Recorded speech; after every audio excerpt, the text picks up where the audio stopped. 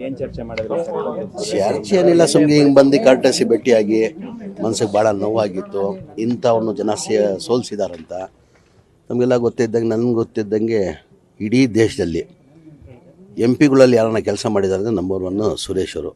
ಆ ಜನ ಆ ಕೆಲಸಕ್ಕೆ ಲೆಕ್ಕಕ್ಕಿಟ್ಟಿಲ್ಲ, ಸೋಲಿಸಿದಾರಂತ ಆ ನೋವು ಬಂದು ಸಾಹೇಬ್ರಿಗೆ ಮಾತಾಡ್ಕೊಂಡು ಹೋಗಿದ್ದೀನಿ ಅಷ್ಟೇ. ಏನು ಸರ್ ಸೋಲ್ಗೆ ಏನಾದರೂ ಕಾರಣ ಏನು ಸರ್?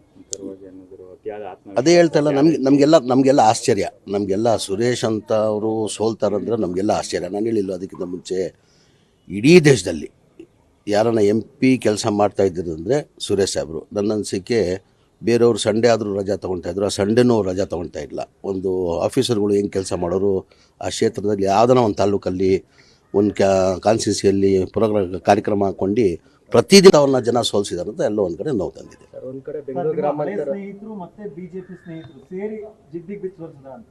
ಜಿದ್ದಿಗಿಲ್ಲ, ಜನ ತೀರ್ಮಾನ ಮಾಡೋರು. ಅವ್ರು ಜಿದ್ದಿಲ್ರಿ, ಜನ ಮತ ಕೊಡೋರು ಯಾರು? ಜನ. ಈಗ ಸೋಲಿಸಿರೋದು ಯಾರು? BJP JDS ಅಂತ ಹೇಳೋಕ್ಕಾಗಲ್ಲ ನಾವು. ಜನ ನಮಗೆಲ್ಲ ಇಂಥ ಒಳ್ಳೆಯವ್ರನ್ನ ಕೆಲಸ ಮಾಡೋರನ್ನ ಇಲ್ಲಿ ಸೋಲಿಸಿದಾರೆ ಅಂತ ನಮ್ಗೆ ನೋವು. ಸರ್, ಒಂದು ಕಡೆ ಬೆಂಗಳೂರು ಗ್ರಾಮಾಂತರ ಕಳ್ಕೊಂಡ್ರು 9 ಸ್ಥಾನ ಗಳಿಸಿದೆ ಕಾಂಗ್ರೆಸ್.